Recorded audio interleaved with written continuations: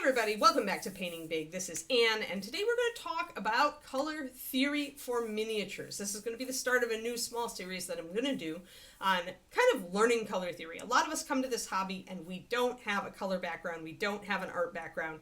So I do have a color and an art background, so I am here to talk to you about this. We're going to lay out first some basic concepts in this video, and then with the next videos we're going to start to actually talk about specific colors that work well together. All right, so let's get into it.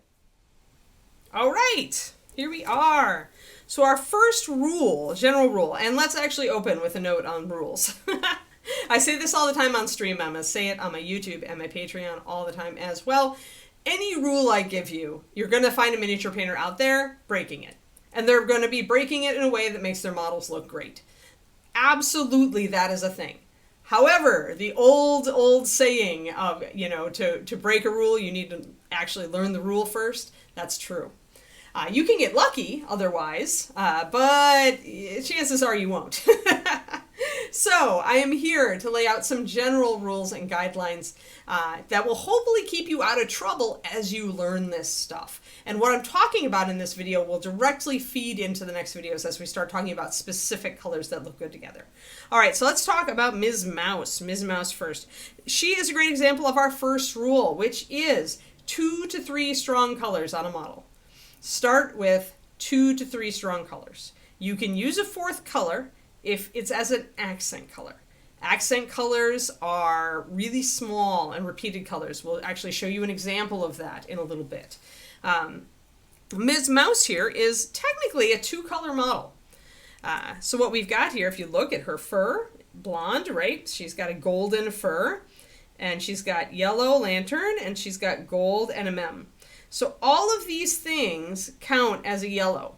If they were right next to each other, they'd probably clash a little bit. But as it is, we've got them separated by all this nice neutral and other colors and dark territory. So these yellows actually count as yellow. Blonde hair on any miniature can count as a yellow, actually. So yellow, yellow, yellow. And then we've got the red tunic.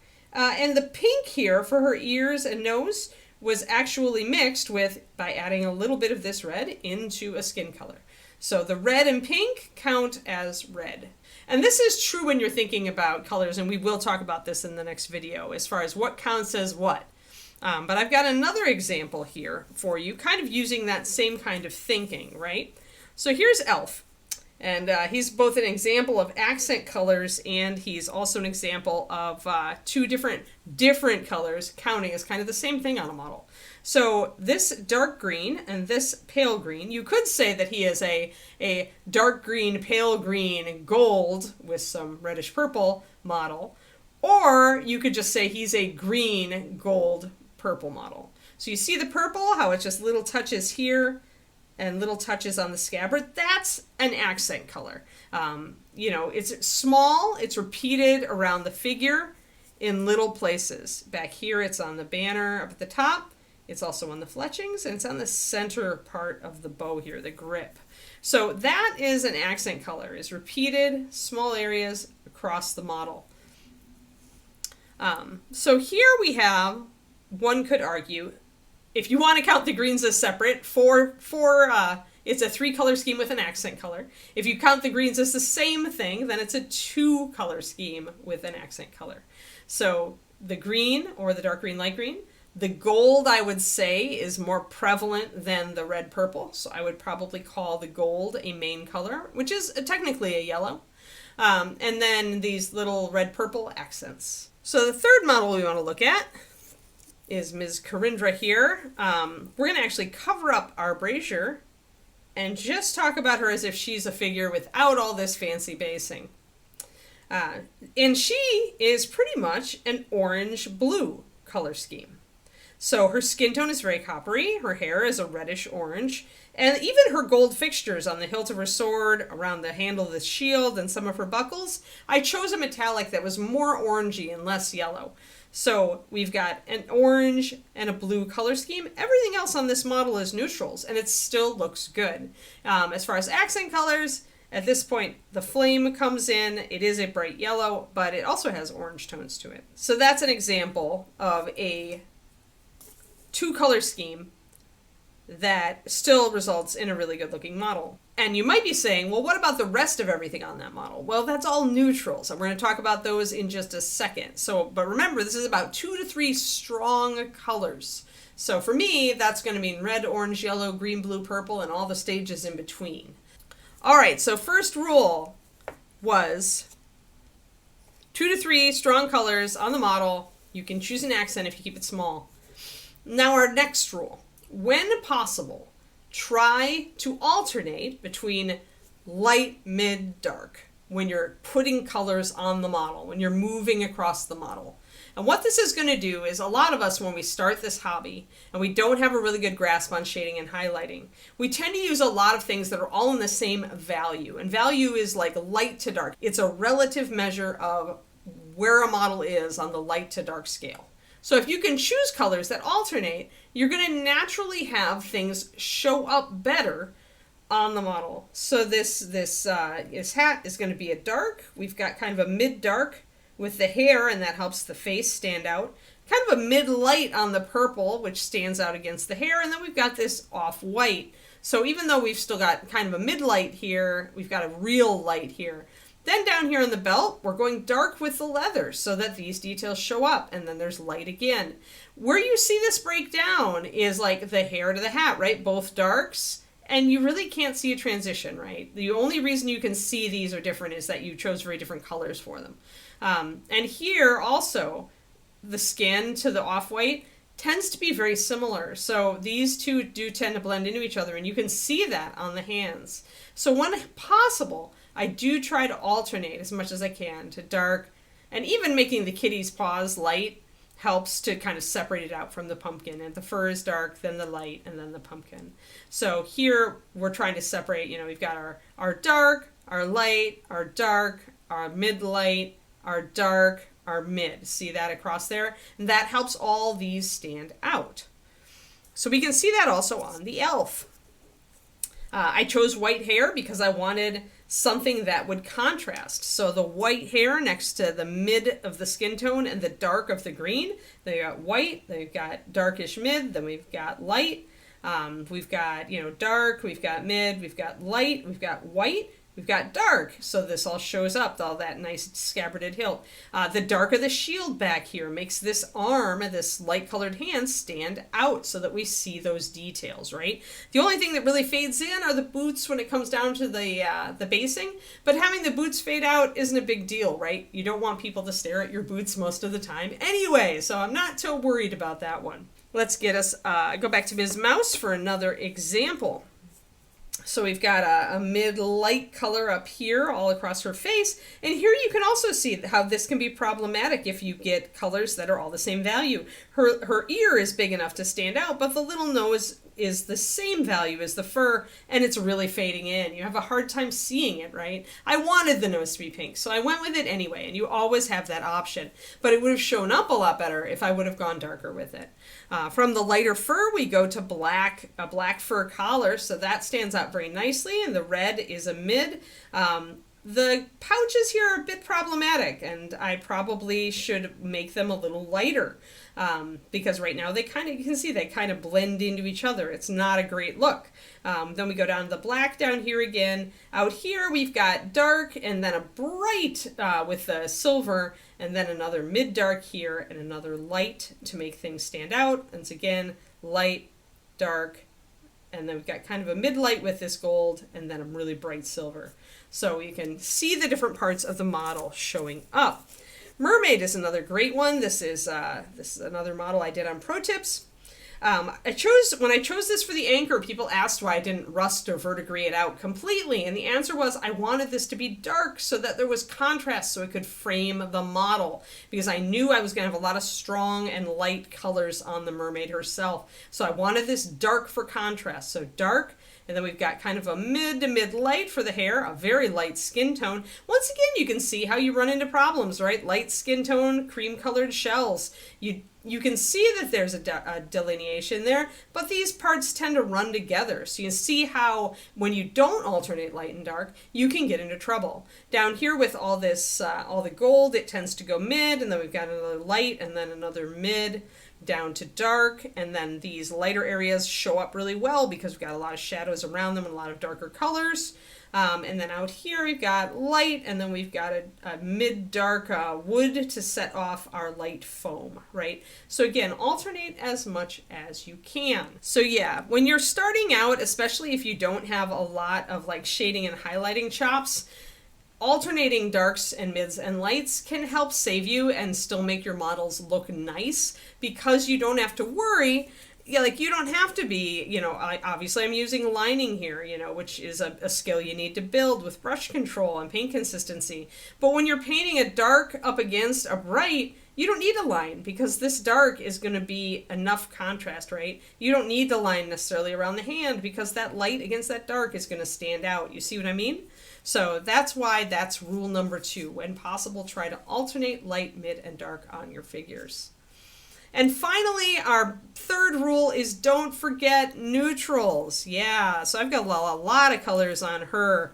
And I could have gone more intense on the rust, on the anchor, but by keeping it low key, it reads as more of a brown. It reads as more of a neutral with this black that the anchor is. And so it doesn't stand out. I still got to have fun and use the different, use that color, but I didn't get myself in trouble with it, right? And she has so many bright colors on her hair and scales, I really strongly leaned on the neutrals everywhere else, didn't I? Because you can see the cream, the brown, even the gold kind of fades into the brown. The cream on the foam is still a neutral. This is a neutral on the banner. This brown wood is a neutral. Technically, even the rope is more of a light brown than a yellow. So I'm using a lot of neutral here. The skin tone is neutrally, but I did use a lot of the purple from the hair to shade it. So it's on the verge of not being a neutral, but it's close.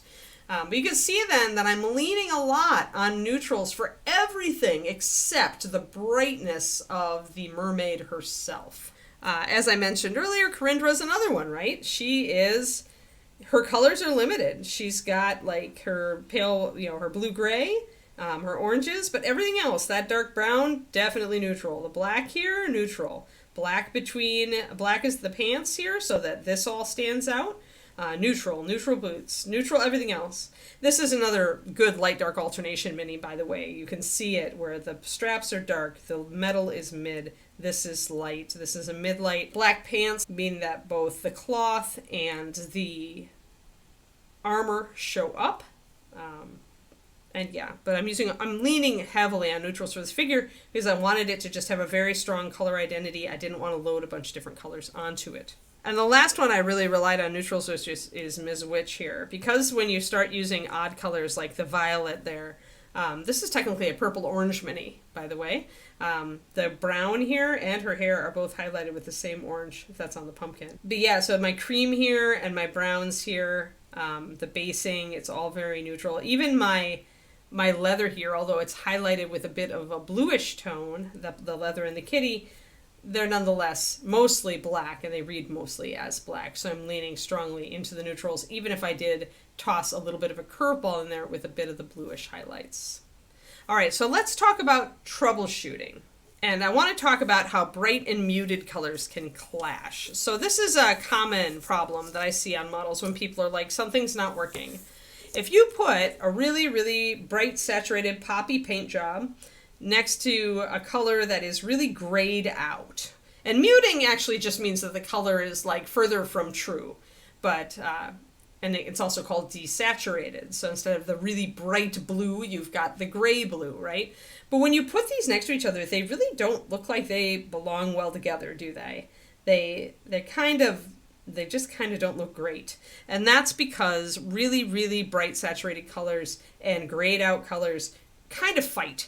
And when you put these on the same model together, you're going to see that something's not working, and it's going to be because you've used something that's too muted next to something that's too bright. Now, there's a continuum here. Let's add in somebody else. Elf here is about halfway between the two, right? He's kind of got, his colors are a little bit like grayed out, a little bit browned out.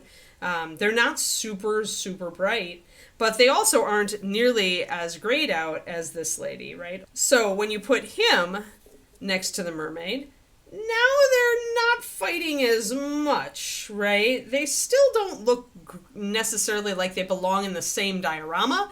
Mermaid is really bright and cartoony, and Elf is more naturalistic. And that muting the colors tends to give you kind of that effect, is a more naturalistic effect. But they still aren't fighting nearly as much. So mostly when you're running into this, it's going to be because you're using something that's a grayed out, a gray green, a gray blue, a gray purple, next to bright color. I see it a lot on Dark Elves. They'll use a gray blue, or a gray purple for the skin, and then they'll put a bright red on the model, and it'll be too much. Now, you can get around this by making the bright color on a muted figure very small. In fact, use it as an accent color. So, for example, if on the Elf here I had chosen to make this purple here, the purple red, if I'd chosen to brighten it up and pop it with some real magenta tones, I could have done that. I could have gotten away with it because it's so small. I could have done it. People will do this, like they'll paint a muted model, and it'll maybe a mage with a crystal in her staff, and then the crystal will be a bright color, and maybe a gemstone like on an amulet on the mage will be a bright color, and that'll work just fine. But you have to keep that very small. Likewise, if you've got a very saturated color and you want to use something that's really kind of faded out and muted, like this muted color, you want to kind of keep it a little bit away from your bright colors if you can. Throw another neutral in the way. Definitely de-emphasize it so that it doesn't fight with things. All right, last rule. Colors close to each other on the color wheel can clash if you put them next to each other. So, Mousie's the best example of this that we've got. I mentioned this leather and how it doesn't go great with this red. So, this leather is definitely an orangey color, and the red is a red. When you look at a color wheel, which you should pick up, by the way, because we're going to be referring to these a lot in future videos. But when we look at a color wheel, we can see that the orangey colors and red are right next to each other. This makes sense, right? Because red goes into orange. So essentially what's happening here is that the colors are fighting a bit. There is a fix for this, and the fix is to make one of the colors lighter and the other one darker. You don't have to go crazy with it, but if I essentially, since my red is a little bit darker red, I could highlight this leather with a little bit of a lighter orange or golden tones, and I could essentially push the contrast to be light versus dark. And that creation of contrast would make this work together better. So another example would be like somebody painting a mermaid, they're using green and they're using blue-green. And the colors are the same value and they're just not looking good together. The answer is to probably take your teal darker and your green a little lighter. You don't have to make it like seriously dark and seriously light. Even a little bit will help, because miniature painting is all about contrast. And you can get that contrast any number of ways. But dark and light is an easy way to do it. So when you've got this kind of thing and one is kind of dark, this one can easily be highlighted more and pushed light. Do it. Push it lighter. And that will help. All right, everybody, that's it. I'm going to wrap this thing. I want to keep it relatively 20 minutes short. We're going to come back at you with several videos this month if I have my way and the schedule works out. We'll probably do the next color theory video next month, but we have a bunch of other stuff coming out on the channel this month, so stay tuned. Thank you all for watching, and I'll be back at you soon. This is Anne signing off.